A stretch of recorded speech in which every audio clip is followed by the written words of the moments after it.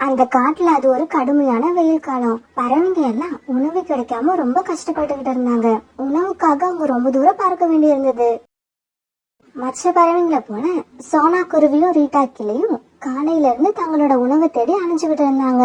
ஆனா அவங்களுக்கும் எந்த உணவுமே கிடைக்கல. அந்த காட்டுல ஒரு பெரிய ஆப்பிள் மரம் இருந்தது. ஆப்பிள் பழத்தோட சீசன் முடிய போற நேரம் அது. அந்த மரத்துல மீதி இருந்தது 3 பழங்கள் தான். அந்த மரம் இருந்த பக்கமா பறந்து வந்த சோனா குருவியும் ரீட்டா கிளியும் அந்த 3 ஆப்பிளை பார்த்துட்டு அந்த மரத்து மேல வந்து உக்காந்தாங்க. ஆனா அந்த மரத்து மேல வந்து உக்காந்ததுக்கு அப்புறம் தான் அவங்களுக்கே தெரிஞ்சது ஏற்கனவே அங்க கோரிக்காவா உட்கார்ந்துருக்குன்னு. சோனா குருவியையும் ரீட்டா கிளியையும் பார்த்துட்டு கோபமான கோரிக்காவா இப்படி சொல்லுச்சு.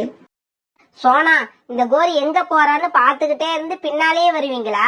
இங்க பாருங்க, இந்த மரத்துல ஆப்பிள் ரொம்ப குறைச்சலா இருக்கு. அதனால உங்களுக்கு இங்க எதுவுமே சாப்பிட கிடைக்கிறதுக்கு சான்ஸே இல்ல. வேற இடம் போய் பாருங்க. அது எப்படி எங்களுக்கு ஆப்பிள் இல்லாம போகும்? அதான் இந்த மரத்துல 3 ஆப்பிள் இருக்கு. நாமளும் 3 பேரு, ஆப்பிளும் 3 இருக்கு. ஆளுக்கு ஒண்ணா எடுத்துப்போம். ரீட்டா கிளி, நானும் அதையே தான் சொல்றேன். இருக்கிறது 3 பேரு. 3 பேருக்கும் ஆளுக்கு ஒரு ஆப்பிள். எனக்கு ஒரு ஆப்பிள், என் கணவர் காலுக்கு ஒரு ஆப்பிள், என் பையன் ஜக்குக்கு ஒரு ஆப்பிள். இந்த மரத்துல முதல்ல வந்து உட்கார்ந்தது நான் தான். அதனால நான் சொல்றதான் நீங்க கேட்கணும். கோரி அக்கா, நானும் என் 2 குழந்தைங்களும் நேத்துல இருந்து எதுவுமே சாப்பிடல. எனக்கு கூட எதுவும் தேவையில்ல. என் குழந்தைங்களுக்கு ஒரு ஆப்பிள் விட்டுட்டு மீதி 2 ஆப்பிள் நீங்க எடுத்துட்டு போங்க. சோனா, என்னோட பங்கு இங்கேயே உட்கார்ந்து சாப்பிட்டுட்டு மீதி 2 ஆப்பிள தான் வீட்டுக்கு எடுத்துட்டு போகணும்னு நினைச்சேன். ஆனா உங்களுக்கு எதிரில நான் உட்கார்ந்து சாப்பிட்டேன்னா எனக்கு கண்டிப்பா வயிற்று வலிக்கும். ஏன்னா உங்களுடைய பார்வை அப்படி. அதனால நான் 3 ஆப்பிள்களையும் எடுத்துக்கிட்டு வீட்டுக்கு போறேன். இப்படி சொன்ன கோரிக்காவும் 3 ஆப்பிளையும் எடுத்துக்கிட்டு பறந்து போயிடுச்சு. சோனா குருவியும் ரீட்டா கிளியும் ஒருத்தர் மூஞ்ச ஒருத்தர் பார்த்துக்கிட்டு அந்த மரத்திலேயே என்ன செய்யறதுன்னு தெரியாம உட்கார்ந்துருந்தாங்க. கோரிக்காவுக்கு 3 ஆப்பிளையும் எடுத்துட்டு போனதை பார்த்த சோனா குருவி அழவே ஆரம்பிச்சிருச்சு. ரீட்டா, இன்னைக்கும் நான் உணவு எடுக்காம வீட்டுக்கு போனேன்னா என் குழந்தைங்க கண்டிப்பா பசியில மயக்கம் போட்டு விழுந்துருவாங்க.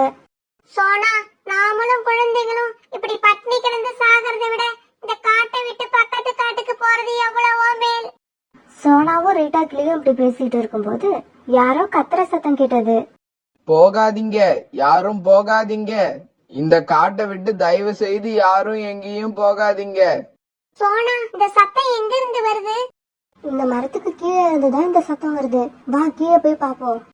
பிறகு அந்த மரத்துக்கு கீழே போன இவங்க கிட்ட அந்த மரம் இப்படி பேச ஆரம்பிச்சது. பறவைகளே, உணவு கிடைக்கலங்கிற காரணத்துக்காக இந்த காட்டை விட்டு போயிடாதீங்க. உங்களுக்கு உணவு எங்க கிடைக்கும்னு நான் சொல்றேன். இதை கேட்ட உடனே சோனா குருவியும் ரீட்டா கிளியும் ரொம்ப சந்தோஷமானாங்க. இதோ இந்த மலையை தாண்டி அந்த பக்கம் போனீங்கன்னா ஒரு குகை இருக்கும். அந்த குகையில நிறைய வெள்ளரி பழங்கள் இருக்கும். அந்த வெள்ளரி பழங்கள் தீரவே தீராது. நீங்க பறிக்க பறிக்க அங்க வந்துகிட்டே இருக்கும். நீங்க 2 பேரும் அங்க போய் உங்க பசி தீர வெள்ளரி பழங்களை சாப்பிட்டு 1 வாரத்துக்கு தேவையான வெள்ளரி பழங்களை உங்க வீட்டுக்கு எடுத்துக்கிட்டு வந்துருங்க. எதுக்காக 1 வாரத்துக்கு தேவையான பழங்கள் எடுத்துட்டு வரணும்? பறவைகளே, அந்த குகை எப்பவும் மூடிதான் இருக்கும். வாரத்துல 1 நாள் தான் அந்த குகையோட கதவு திறக்கும். இன்னைக்கு அந்த குகையோட கதவு திறக்கிற நாள். காலையில சூரியன் உதயமானதுக்கு அப்புறம் தன்னோட வாச கதவை திறக்கிற அந்த குகை சாயங்காலம் சூரியன் மறையறப்ப தன்னோட வாச கதவை மூடிக்கும். அந்த குகை மூடி இருக்கிற சமயத்துல உள்ள வெள்ளரி பழங்களும் மாயமா மறைஞ்சிரும். ஆப்பிள் மரமே, இந்த தகவலை எங்களுக்கு சொன்னதுக்கு ரொம்ப நன்றி. எங்களை மாதிரி ஏழை பறவைங்களுக்கு நீங்க சொன்ன இந்த விஷயம் ரொம்ப உபயோகமா இருக்கும். இப்படி அந்த ஆப்பிள் மரத்துக்கு நன்றி சொன்ன சோனா குருவியும் ரீட்டா கிளியும் பிறகு அந்த இடத்தை விட்டு பறந்து போனாங்க. ஆப்பிள் மரம் சொன்னபடியா அந்த மலைக்கு மறுபக்கம் வந்த இவங்க அந்த குகையையும் கண்டுபிடிச்சாங்க. ரீட்டா, அந்த ஆப்பிள் மரம் சொன்ன குகை அதுவும் இருக்கு பாரு. சோனா, என்ன வாசல் மூடி இருக்கு? நாம எப்படி உள்ள போறது? ரீட்டா, ஆப்பிள் மரம் சொன்னதை மறந்துட்டியா? சூரிய உதயம் ஆனதும் வாசல் கதவு தன்னால திறக்கும். இவங்க இப்படி பேசிக்கிட்டு இருக்கும்போது சூரியன் உதயமானதால அந்த குகையோட வாசல் கதவு தன்னால திறந்தது. பிறகு குகைக்குள்ள போன சோனா குருவியும் ரீட்டா கிளையும் ரொம்ப ஆச்சரியப்பட்டாங்க. அந்த குகைக்குள்ள பெரிய வெள்ளரி கொடியும் அதுல நிறைய வெள்ளரி பழங்களும் இருந்துச்சு. ரீட்டா, அந்த கடவுள் நம்ம மேல எவ்வளவு இறக்கம் வச்சிருக்காரு பாத்தியா? நாமும் நம்மளோட குழந்தைங்களும் பட்டினி கிடக்க கூடாதுன்னு இவ்வளவு பழங்களை கொடுத்திருக்காரு. இனி நம்மள மாதிரி ஏழை குருவிங்களுக்கு எந்த கவலையும் இல்ல. ஆமா சோனா, நமக்கு இனிமே உணவு பத்தின கவலையே இல்ல. அப்புறம் நாம அடுத்த வாரம் வரும்போது எல்லா பறவைகள் கிட்டயும் சொல்லி எல்லாரையும் அழைச்சுக்கிட்டு வரணும். இப்படி பேசிக்கிட்ட சோனா குருவியும் ரீட்டா கிளியும் பிறகு தங்களோட வயிறு நிரம்ப வெள்ளரி பழங்களை சாப்பிட்டாங்க. பிறகு ஒரு வாரத்துக்கு தேவையான பழங்கள் எடுத்துக்கிட்டு அங்கிருந்து கிளம்பி தங்களோட வீடுகளுக்கு போனாங்க. பிறகு வீட்டுக்கு போன சோனா குருவி தன்னோட குழந்தைங்க பியூட்டிக்கும் குக்கோக்கும் வெள்ளரி பழங்களை சாப்பிட கொடுக்க, ரீட்டா கிளி தன்னோட குழந்தையான மிட்டு கிளிக்கு வெள்ளரி பழத்தை சாப்பிட கொடுத்தது. அம்மா, இதுதான் வெள்ளரி பழமா? இந்த பழம் ரொம்பவும் சுவையா இருக்கு. இந்த பழத்தை நான் இதுவரைக்கும் சாப்பிட்டதே இல்லம்மா. பசங்களா, இப்ப நமக்கு வெள்ளரி பழங்கள் நிறைய இருக்கிற குகை ஒண்ணு கிடைச்சிருக்கு. இதுக்கப்புறம் எந்த பறவைகளும் பட்டினி கிடைக்க வேண்டிய அவசியமே கிடையாது. பிறகு ரீட்டா கிளியும் சோனா குருவியும் சில வெள்ளரி பழங்களை எடுத்துக்கிட்டு மற்ற பறவைகளுக்கு கொடுக்க போனாங்க. இப்படி போன இவங்க புறாவுக்கும் புல்புல் பறவைக்கும் வெள்ளரி பழங்களை கொடுத்துட்டு அது எப்படி கிடைச்சதுன்னு அந்த கதையையும் சொன்னாங்க. சோனா, நீங்க சொல்றது ரொம்ப நல்ல விஷயம். இப்பதான் எனக்கு உயிரே வந்திருக்கு. ஆமா சோனா, எனக்கும் இப்பதான் நிம்மதியா இருக்கு. அடுத்த வாரம் இதே நாள்ல நாம எல்லாரும் அந்த குகைக்கு ஒன்னாவே போவோம். இதே சமயத்துல கோரிக்காவ வீட்டுல ஜக்கு தன்னோட ஆப்பிள சாப்பிட்டுக்கிட்டு இருந்தான். காலுஜி, நான் இந்த ஆப்பிளை எடுத்துக்கிட்டு கிளம்பலான்னு நினைச்ச சமயத்துல சோனா குருவி ரீட்டா கிளியும் அங்க வந்துட்டாங்க. ஆளுக்கு ஒரு அடி கொடுத்து விரட்ட வேண்டியது தானே அவங்க 2 பேரையும். நான் அப்படியெல்லாம் செய்யல காலுஜி. 3 ஆப்பிள்களையும் பறிச்சுக்கிட்டு நம்ம வீட்டுக்கு வந்துட்டேன். இப்படி பேசிக்கிட்டே காலுவும் குருவியும் பிறகு ஆப்பிள சாப்பிட ஆரம்பிச்சாங்க. இப்படியே சில நாட்கள் நகர்ந்துச்சு. எல்லா பறவைங்களும் வெள்ளரி பழத்தை தாங்களும் சாப்பிட்டு தங்களுடைய குழந்தைக்கும் கொடுத்து அந்த ஒரு வாரத்தை ஓட்டிக்கிட்டு இருந்தாங்க. இந்த விஷயம் தெரியாத காலுவும் குருவியும் தங்களோட உணவுக்காக எங்கெங்கயோ அலைஞ்சுகிட்டு இருந்தாங்க. காலுஜி, எனக்கு இதுக்கு மேல 10 அடி கூட பறக்க முடியாது. பறந்து பறந்து நான் அவ்வளவு களைச்சி போயிட்டேன். எனக்கும் அப்படிதான் கோரி இருக்கு. நீ வெளியில சொல்லிட்ட, நான் சொல்லல. கோரி, நீ ஒரு விஷயத்த கவனிச்சியா? எதை பத்தி கேக்குறீங்க? உணவுக்காக நாம நாயா பேயா அலையிற இந்த நேரத்துல மத்த பறவைகள் யாருமே உணவு தேட வரவே இல்லையே. இது எப்படி? ஆமா காலுஜி, நானும் இந்த விஷயத்த கவனிச்சுக்கிட்டு தான் வரேன். மத்த பறவைகள் எல்லாம் உணவுக்காக ஏதோ ஏற்பாடு செஞ்சுட்டாங்கன்னு நினைக்கிறேன். அது என்னன்னு கண்டுபிடிக்கணும். அத பத்தி நீ ஏன் கவலைப்படுற கோரி? வழக்கமா எல்லா பறவைகளும் சாயங்காலம் ஒண்ணு சேர்ந்து பேசுவாங்கல்ல. இன்னைக்கு அவங்க அதே மாதிரி பேசுறப்ப நாம பின்னால மறைஞ்சு இருந்து அவங்க என்ன பேசுறாங்கன்னு கேட்போம். அன்னைக்கு சாயங்காலம் ஆச்சு. பறவைகள் எல்லாரும் வழக்கமா அவங்க ஒன்னா சேர்ந்து பேசுற இடத்துக்கு வந்தாங்க. ஆனா இந்த பறவைங்க எல்லாம் வரதுக்கு முன்னாடியே அந்த இடத்துக்கு வந்த காலுவும் கோரியும் ஒரு மரத்துக்கு பின்னாடி ஒளிஞ்சிருந்தாங்க. பறவைங்களே, நாளைக்கு எல்லாரும் இதே இடத்துக்கு காலையில வந்துருங்க. நாம இங்க இருந்து ஒன்னாவே அந்த குகைக்கு போவோம். அப்புறம் அங்க வர எல்லாரும் வெள்ளரி பழங்களை வயிறார சாப்பிட்டுட்டு எவ்வளவு தேவையோ அவ்வளவு பழங்களை எடுத்துக்கிட்டு வரலாம். சோனா, நான் ஒரு விஷயம் சொல்லணும்னு ஆசைப்படுறேன். என்ன புறான்னா சொல்லுங்க. மலைக்கு அந்த பக்கம் உள்ள குகையில நிறைய வெள்ளரி பழங்கள் இருக்கிறத நாம கடைசி வரைக்கும் காலுக்கும் கோரிக்கும் தெரியாம பாத்துக்கணும். ஆமா ஆமா, காலுக்காகவும் கோரிக்காகவும் அங்கேயே வந்துட்டாங்கன்னா பிறகு அந்த குகையும் தனக்கு தான் சொந்தம்னு உரிமை கொண்டாடுவாங்க. கோரி, என்ன பேசுறாங்கன்னு பாத்தியா? நான் தான் ஏற்கனவே சொன்னேனே காலேஜி, இவங்க ஏதோ உணவுக்காக ஏற்பாடு பண்ணிட்டாங்கன்னு. நாளைக்கு நாமளும் இவங்களுக்கு தெரியாமலேயே இவங்க பின்னாலேயே பறந்து போறோம். கரெக்ட் கோரி. இவங்க வெளியில வந்ததுக்கு அப்புறம் நாம அந்த குகைக்குள்ள போய் அந்த குகையையே சுத்தமா காலி பண்ணிடுறோம். சரி வாங்க காலேஜி, நாம வீட்டுக்கு போவோம். கோரி, பறவைகள் இன்னும் பேசிக்கிட்டு இருக்காங்களே, அதை நாம முழுசா கேட்க வேண்டாமா?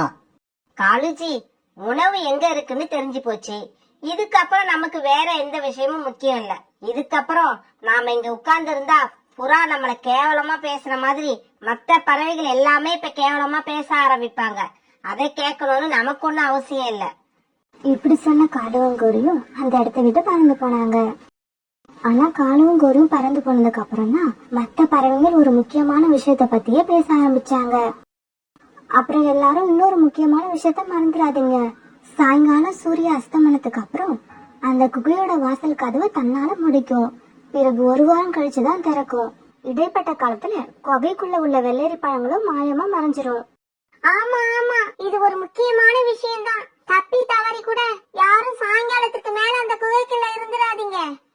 பிறகு இப்படி பேசிக்கிட்ட எல்லா பறவைகளும் தங்களோட வீடுகளுக்கு பறந்து போனாங்க. மறுநாள் பொழுது விடிஞ்சிச்சு. காலையிலேயே எழுந்திருச்ச எல்லா பறவைங்களும் குகையை நோக்கி ஒன்னா பறக்க ஆரம்பிச்சாங்க. காலுக்காகவும் கோரிக்காகவும் மத்த பறவைங்களுக்கு தெரியாம அவங்க பின்னாலேயே பறக்க ஆரம்பிச்சாங்க. குகையை நோக்கி பறந்த எல்லா பறவைகளும் இப்ப குகைக்குள்ளேயே வந்துட்டாங்க. சோனா, இனிமே நமக்கு மழைக்காலம் வர வரைக்கும் உணவுக்கு எந்த பிரச்சனையும் இல்ல. உணவு நமக்கு கிடைச்சுக்கிட்டே இருக்கும். புறாண்ணா, இந்த வெள்ளரி பழங்களை போல இனிப்பான பழங்களை நீங்க வேற எங்கேயுமே சாப்பிட்டு இருக்க முடியாது. பிறகு எல்லாருமே வெள்ளரி பழங்களை வயிறார சாப்பிட்டாங்க. சரி சரி, எல்லாரும் சீக்கிரமா கிளம்புங்க. சாயங்காலம் ஆக போகுது. சூரிய அஸ்தமனம் ஆயிடுச்சுன்னா பிறகு அடுத்த வாரம் வரைக்கும் நாம இந்த குகைக்குள்ளேயே மாட்டிப்போம். இப்படி பேசிக்கிட்ட பறவைங்க தங்களுக்கு தேவையான வெள்ளரி பழங்களை பறிச்சு எடுத்துக்கிட்டு தங்களோட வீடுகளுக்கு பறந்து போனாங்க. மத்த பறவைகள் பறந்து போறத பார்த்த காலுவும் கோரியும் இப்ப குகைக்குள்ள போனாங்க. இப்படி போன இவங்க தங்களுடைய பசி தீர வெள்ளரி பழங்களை நிறைய சாப்பிட்டாங்க. காலுஜி, நம்மள ஏமாத்த நினைச்ச மத்த பறவைகளுக்கு இந்த வெள்ளரி பழங்கள் கிடைக்கவே கூடாது. எல்லா பழங்களையும் பறிச்சு மூட்டை கட்டி நாம இப்பவே எடுத்துக்கிட்டு போயிடணும். ஆமாங்கோரி, அப்படிதான் செய்யணும். அப்பதான் நாளைக்கு இந்த குகைக்கு வர்ற எல்லா பறவைகளும் ஏமாந்து போவாங்க. இப்படி பேசிக்கிட்டு 2 பேரும் வெள்ளரி பழங்களை பறிச்சு மூட்டையா கட்ட ஆரம்பிச்சாங்க. இவங்க எவ்வளவுதான் பறிச்சாலும் வெள்ளரி பழங்கள் புதுசு புதுசா வந்துகிட்டே இருந்தது. இந்த விஷயம் தெரியாத இவங்க பழத்தை பறிச்சுக்கிட்டே இருக்க சூரியன் அஸ்தமனம் ஆகிற நேரம் வந்துருச்சு. குகையோட வாசக்கதவு மூடவும் ஆரம்பிச்சது.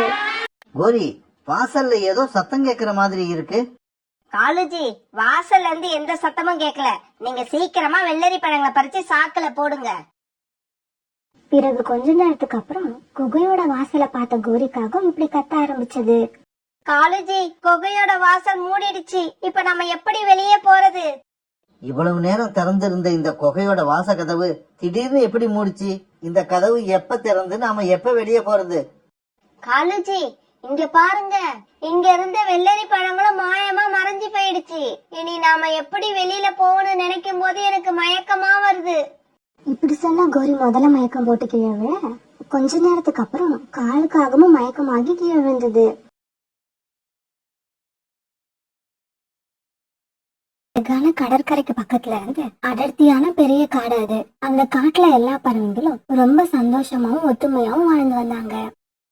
அந்த காட்டுல ஒரு மரத்து மேல கூடு கட்டி 2 காகங்கள் வாழ்ந்து வந்தாங்க. அந்த காகங்கள் பெயர் காலுக்காகவும் கோரிக்காகவும். தினமும் அந்த காட்டை இஷ்டத்துக்கு சுத்தி வர்றது, கிடைச்ச பழங்களையும் தானியங்களையும் சாப்பிடுறது, சாயங்காலம் ஆச்சுன்னா மறுபடியும் கூட்டுக்கு வந்து படுத்து தூங்குறது. அந்த காகங்களோட வேலை இதுதான். இந்த காகங்கள் சாப்பிடுறது தூங்குறது தவிர வேற எந்த வேலையும் செய்ய மாட்டாங்க. அப்புறம் இவங்களுக்கு எதிர்காலத்தை பத்தியும் எந்த கவலையும் கிடையாது. ஒரு நாள் காலையில காலுக்காகவும் கோரிக்காகவும் தங்களோட கூட்டுல தூக்கம் கலைஞ்சு எழுந்திரிச்சு உட்கார்ந்தாங்க. கோரி, சீக்கிரம் கிளம்பு.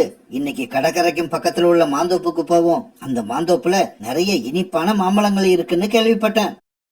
காலுக்காக இப்படி உற்சாகமா பேசினாலும் கோரிக்காக அதை கேட்கக்கூடிய மனநிலைமையில இல்ல. ஏன்னா காலையில எழுந்திரிச்சதுல இருந்து கோரிக்காகத்துக்கு மயக்கம் வர மாதிரியே இருந்தது. காலுஜி, இன்னைக்கு எனக்கு உடம்பு சரியில்லை. என்னமோ மயக்கம் வர மாதிரியே இருக்கு. அதனால இன்னைக்கு உணவு தேட நான் வரல. நீங்க மட்டும் மாந்தோப்புக்கு போய் வயிறார மாம்பழங்களை சாப்பிட்டுட்டு திரும்பி வரும்போது எனக்கு கொஞ்சம் எடுத்துக்கிட்டு வாங்க. கோரி, உனக்கு பழங்கள் எடுத்துக்கிட்டு வர்றதுல எனக்கு ஒன்னும் ஆட்சேபணம் இல்ல. இருந்தாலும் நீயும் என் கூட வந்தா நல்லா இருக்கும்னு நினைக்கிறேன். இல்ல காலுஜி, என்னால வர முடியாது. எனக்கு என்ன செய்யுதுன்னே தெரியல. ஆனா உடம்பு மட்டும் ரொம்ப சோர்வா இருக்கு. இப்ப உங்களால எனக்கு கொஞ்சம் மாம்பழங்களை எடுத்துக்கிட்டு வர முடியுமா முடியாதா? நீ ஏன் கோரி இவ்வளவு கோபமா பேசுற? இதோ நான் இப்பவே கிளம்பிட்டேன். இப்படி சொன்ன காலுக்காகவும் பிறகு அங்கிருந்து கிளம்பி பறந்து போயிடுச்சு. இப்படி கொஞ்ச தூரம் பறந்து போன காலுக்காகவும் பிறகு மாந்தோட்டத்துக்கு போய் சேர்ந்துடுச்சு. பிறகு அங்க இருந்த பழங்களை சாப்பிட்டுக்கிட்டு சாயங்காலம் வரைக்கும் மாந்தோட்டத்துல சுத்திக்கிட்டு இருந்த காலுக்காகவும் சாயங்காலம் ஆன உடனே கோரிக்காகத்துக்காக 2 பழங்களை எடுத்துக்கிட்டு மறுபடியும் தன்னோட கூட்டுக்கு திரும்பி வந்துச்சு. கோரி, உனக்காக நான் எடுத்துக்கிட்டு வந்த மாம்பழங்களை பாரு. சீக்கிரமா இதை சாப்பிடு. நான் அங்கேயே வயிறு நிறைய சாப்பிட்டுட்டு வந்துட்டேன். அதனால எனக்கு இப்ப தேவையில்லை. காலுஜி, ஏன் இவ்வளவு நேரம் கழிச்சு வரீங்க? நான் எவ்வளவு நேரமா பசியா இருக்கேன் தெரியுமா? அதுவும் இல்லாம அப்புறம் இன்னொரு விஷயம். இன்னும் ஒரு விஷயமா? என்ன விஷயம்? இங்க பாருங்க, நான் முட்டையிட்டு இருக்கேன். 2 முட்டை. என்ன கோரி, சந்தோஷமா சொல்ல வேண்டிய விஷயத்த இப்படி சோகமா சொல்ற? நம்ம கூட்டுல இன்னும் கொஞ்ச நாள்ல குழந்தைங்களோட சத்தம் கேட்க போகுது. அவங்க உன்னை அம்மான்னு கூப்பிட போறாங்க, என்ன அப்பான்னு கூப்பிடுவாங்க. நமக்கு இதை விட வேற சந்தோஷம் என்ன இருக்கு? இங்க பாருங்க காலுஜி, நான் தெளிவா சொல்லிடுறேன். தினமும் இந்த முட்டைகளை வச்சுக்கிட்டு இத பாதுகாத்துக்கிட்டு இது பக்கத்திலேயே என்னால உட்கார முடியாது. இந்த முட்டைகளை அடக்காக்கவும் மாட்டேன். என்ன கோரி இது இப்படி பேசுற? நீ முட்டையை அடகாக்கலன்னா வேற யாரு அடகாக்கிறது? ஏன், நீங்க கூட்டுல இருந்து முட்டைய பத்திரமா பாத்துக்கோங்க. அடக்காத்து குஞ்சு போறீங்க. யார் வேண்டான்னு சொன்னது? கோரி, இதெல்லாம் நடக்கிற காரியமா? அடகாத்து குஞ்சு பறிக்க வேண்டியது உன்னோட வேலை. உனக்கும் நம்ம குழந்தைக்கும் தேவையான உணவை கொண்டு வர்றது என்னோட வேலை. அதெல்லாம் எனக்கு தெரியாது காலுஜி. என்னால முட்டை மேல உட்கார முடியாது. நீங்களும் கூட்டுல இருந்து இந்த முட்டைய பாத்துக்க மாட்டீங்கன்னு எனக்கு தெரியும். அதனால நான் ஒரு முடிவுக்கு வந்திருக்கேன். முடிவா? என்ன முடிவு? முட்டையை உடைச்சி அழிச்சிடலாம்னு நினைக்கிறியா? கோரி, அதுக்கு நான் எப்பவுமே ஒத்துக்க மாட்டேன். காலுஜி, என்னோட முட்டைய நானே அழிக்கிற அளவுக்கு நான் ஒன்னும் இரக்கம் இல்லாதவ கிடையாது. அப்புறம் இந்த பிரச்சனைக்கு என்னதான் முடிவு? வாங்க, உங்க மாமாவை போய் பார்த்துட்டு வருவோம். அவர் தான் இந்த பிரச்சனைக்கு என்ன முடிவுன்னு சொல்லுவாரு. பிறகு காலுக்காகவும் கோரிக்காகவும் காலுக்காகத்தோட மாமாவை பார்க்க பறந்து போனாங்க. இப்படி போன இவங்க தங்களுடைய பிரச்சனை என்னன்னு காலுக்காகத்தோட மாமா கிட்ட சொன்னாங்க. டேய் காலு, நான் எவ்வளவோ பிரச்சனையை கேள்விப்பட்டிருக்கேன். ஆனா இந்த மாதிரி பிரச்சனையை இது வரைக்கும் கேள்விப்பட்டதே இல்ல. இருந்தாலும் இதுக்கு ஒரு வழி இருக்கு. அதுக்கு நீங்க கொஞ்சம் ரிஸ்க் எடுக்க வேண்டி இருக்கும். சொல்லுங்க மாமா, நான் முட்டை மேல உட்காந்து அடகாக்காம இருக்கிறதுக்காக எவ்வளவு பெரிய ரிஸ்க் வேணாலும் எடுப்பேன். உங்கள மாதிரியே எந்த பறவை தன்னோட கூட்டுல 2 முட்டை இட்டிருக்குன்னு காடு பூரா போய் தேடி பாருங்க. அப்படி உள்ள கூட்டை கண்டுபிடிச்ச உடனே உங்களோட முட்டைய கொண்டு போய் அந்த கூட்டுல வச்சுட்டு அந்த பறவையோட முட்டையை எடுத்துக்கிட்டு வந்து கீழே போட்டு அழிச்சிடுங்க. மாமா, நீங்க சொல்றபடி நாங்க செஞ்சு முடிச்சிட்டோம்னா அடுத்து என்ன நடக்கும்? என்ன நடக்கும்? கொஞ்ச நாள் கழிச்சு உங்க முட்டையில இருந்து 2 காக்கா குழந்தைங்க வெளியே வரும். அத பாத்துட்டு அந்த பறவைங்க இது நம்மளோட குழந்தை இல்ல, இது காக்காவோட குழந்தைங்க அப்படின்னு கவலைப்பட்டுக்கிட்டு இருப்பாங்க. அந்த சமயத்துல நீங்க போய் இது என்ன காக்கா குழந்தை மாதிரி இருக்கு, இத நீங்க எப்படி வளர்க்க முடியும்? வேணும்னா எங்க கிட்ட கொடுங்க, நாங்க வளர்த்துக்கிறோம்னு சொல்லி வாங்கிக்கிட்டு வந்துருங்க. மாமா, உங்க யோசனை நல்லாதான் இருக்கு. இருந்தாலும் அந்த பறவைங்க எங்க குழந்தைங்களை கொடுக்க மாட்டேன்னு சொல்லிட்டா? டேய் காலு, காக்காவோட குழந்தைகளை வளர்க்கறதுக்கு எந்த பறவையுமே விருப்பப்படாது. தைரியமா நான் சொன்னதை செய், நீ நினைச்சது நடக்கும். பிறகு காலுக்காகவும் கோரிக்காகவும் தங்களோட காட்டுக்கு திரும்பி வந்தாங்க. மறுநாள் பொழுது விடிஞ்சிச்சு. அன்னைக்கு காலையிலேயே கூட்ட விட்டு கிளம்பின காலுக்காகவும் நல்ல உயரமா பறந்து அந்த காட்டுல உள்ள எல்லா பறவைங்களோட கூடுகளையும் நோட்டமிட ஆரம்பிச்சது. இப்படி ரொம்ப தூரம் சுத்தின காலுக்காகவும் பிறகு ஒரு இடத்துல ரோனிக்குருவியோட கூடு இருந்ததை பார்த்தது. அந்த கூட்டுல 2 முட்டையும் இருந்தது. இத பார்த்த காலுக்காகவும் ரொம்பவும் சந்தோஷமா தன்னோட கூட்டுக்கு திரும்பி பறந்து போச்சு. கோரி, இன்னும் கொஞ்சம் தூரம் தள்ளி இருக்கிற ஒரு மரத்துல ரோனி குருவி கூடு கட்டி இருக்கு.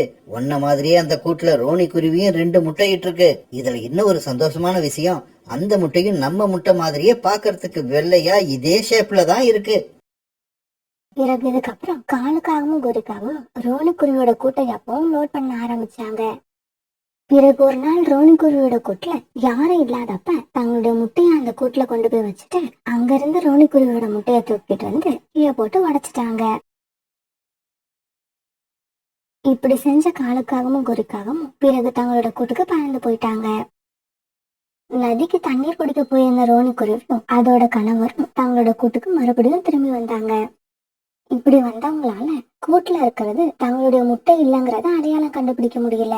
ஏன்னா காவங்களோட முட்டையும் ரோனிக்குருவியோட முட்டை மாதிரியே இருந்தது.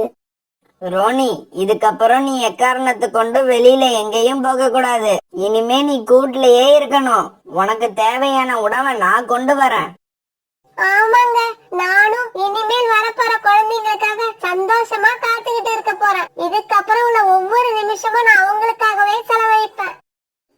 ஆச்சி, இப்ப பாத்தீங்களா, நானும் என்னோட இஷ்டத்துக்கு சுத்துறேன், சாப்பிடுறேன், கவலை இல்லாம இருக்கேன். ஆனா நான் இட்ட முட்டைகள் ரெண்டும் இப்பவும் பாதுகாப்பாவே இருக்கு. ஆமாங்கோரி, நீ சொல்றது உண்மைதான். இப்படி எல்லாம் கூட செய்யலாம்னு நம்மள தவிர வேற எந்த பறவைக்குமே தெரியாது. இப்படி பேசிக்கிட்ட காலுக்காகவும் கோரிக்காகவும் பிறகு எந்த கவலையும் இல்லாம அந்த காட்டையே சுத்தி சுத்தி வந்தாங்க. இப்படியே சில நாட்கள் நகர்ந்துச்சு. பிறகு காகங்களோட முட்டையில இருந்து குழந்தைங்க வெளிவர அந்த நாளும் வந்தது. ரோனி, எனக்கு என்னமோ நம்ம முட்டைகள் லேசா அசைற மாதிரி இருக்கு. முட்டையில இருந்து குழந்தைகள் வெளியே வர போகுதுன்னு நினைக்கிறேன். ரோனிக்குருவியோட கணவர் இப்படி சொல்லிக்கிட்டே இருக்கும் பொழுது முட்டைகள் ரெண்டும் உடைஞ்சு 2 காகங்களோட குழந்தைங்க வெளியே வந்தாங்க. தங்களுடைய முட்டையில இருந்து காகத்தோட குழந்தைங்க வெளிவரத பார்த்த ரோனிக்குருவியும் ரோனிக்குருவியோட கணவரும் ரொம்பவும் அதிர்ச்சி ஆயிட்டாங்க. இல்ல இல்ல, இது என்னோட குழந்தைங்க இல்ல.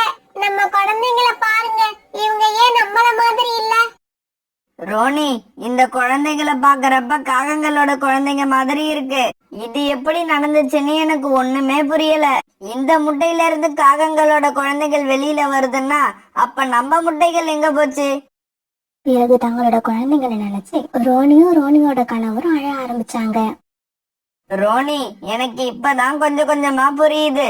இந்த காகங்கள் நம்ம கூட்டுக்கு வந்து நம்ம முட்டையை எடுத்துக்கிட்டு அதுக்கு பதிலா அவங்களோட முட்டையை இங்க வச்சுட்டு போயிருக்காங்க.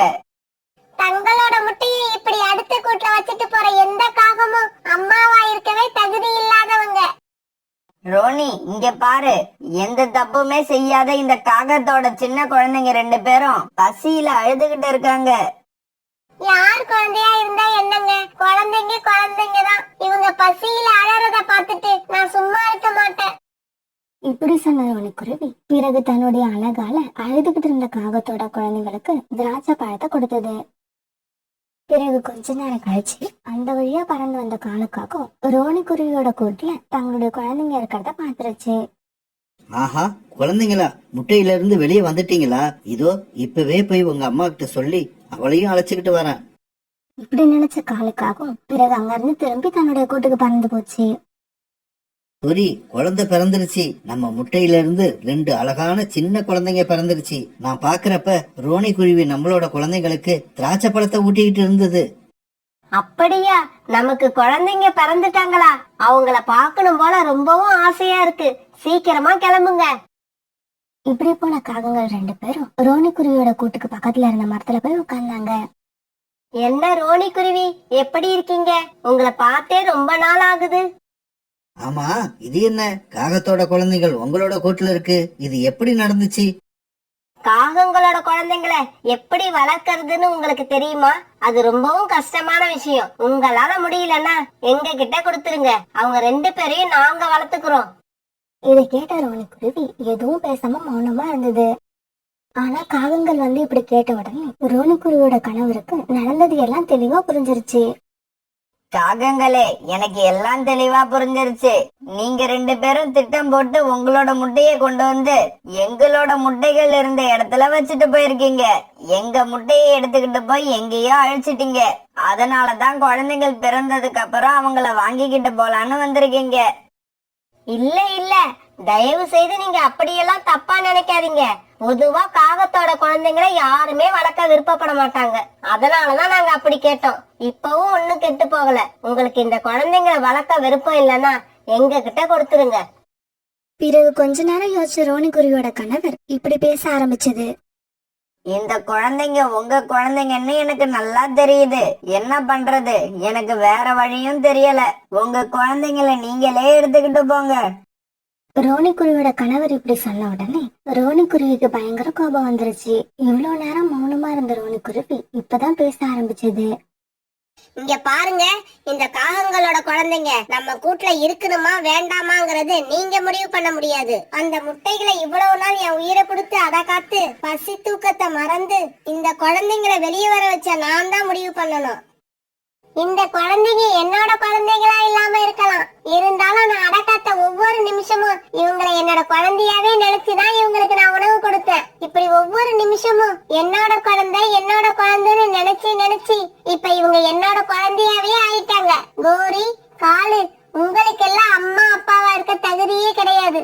இதுக்கப்புறம் என்னோட முகத்துல முழிக்காதீங்க, போங்க இங்க இருந்து. ரோனிக்குருவி இப்படி தீர்மானமா சொன்னதும் வேற வழி இல்லாத கோரி அழுதுகிட்டே இப்படி பேச ஆரம்பிச்சது. ரோனி, என்ன மன்னிச்சிடு. இந்த மாதிரி முட்டைகளை மாத்த சொல்லி என்னோட கணவரை நான் தான் வற்புறுத்தினேன். ஏன்னா அப்ப எனக்கு அடை காக்கிறது அவ்வளவு பெரிய கஷ்டமான விஷயமா தெரிஞ்சிச்சு. ஆனா இப்ப என்னோட குழந்தைங்க முகத்தை பார்க்கும்போது இவங்களுக்காக நான் எதையும் செய்யலாம்னு தோணுது. தயவு செய்து நான் செஞ்ச தப்ப மன்னிச்சிடுங்க. என்னோட குழந்தைங்களை என்கிட்ட கொடுத்துடுங்க. கோரி, என்னோட உயிரே போனாலும் சரி, இந்த குழந்தைங்களை நான் தான் வளர்ப்பேனே தவிர உங்ககிட்ட கொடுக்கவே மாட்டேன். இதுக்கு மேலேயும் நீங்க 2 பேரும் இங்க நின்னு குழந்தைய கேட்டீங்கன்னா பிறகு பருந்து மகாராஜா கிட்ட போய் புகார் கொடுக்க வேண்டியிருக்கும்.